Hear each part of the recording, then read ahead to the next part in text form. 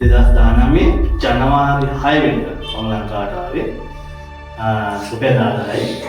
හැබැයි මම ගෙනාවා මම කාටවත් මගේ හොරකම් කරන්නේ දැනුම. මම ආයතන ගැන පොඩි කෙටි පැහැදිලි කිරීමක් කරන්නම්. මස්තහන මේ පස්සේ මේ දක්වාම අවුරුදු 6ක කාල සීමාවක් අපි ආපු ගමන් මග සම්පූර්ණයෙන්ම Facebook එකේ අපි දාලා තියෙන ඕනකට අවස්ථාව ලැබෙනවා ජපාන් කෙනෙක් එක ජපානයේ යන්න කලින් මෙහෙදිම සාකච්ඡා කරන්න කතා බහ කරන්න මෙතර ජපාන් ජාතිකයන් මෙහෙට එන නිසා ජපානයට යහම කියන එක ලෙහෙසි වැඩක් නෙමෙයි.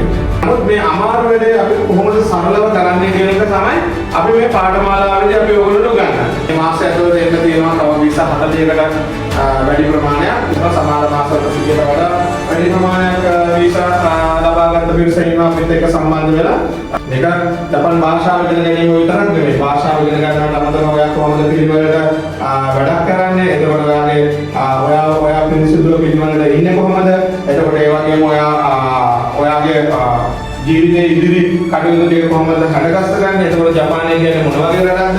එතකොට ජපානය තුළ ජීවත් වීමේදී මොන වගේ කොන්දේසිද ඔයගොල්ලෝ අනුගමනය කරන්න ඕන?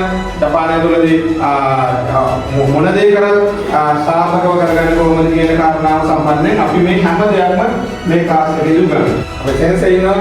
සෙන්සර් ජපානයේ සාහිණ කාලයක් ජීවත් වෙලා ඒ සම්බන්ධයෙන් ලොකු අත්දැකීමක් එක්ක ඔයගොල්ලන්ට අවස්ථාව ලැබෙන දෙනවා සෙන්සර් එකෙන් ඉගෙන ගන්න.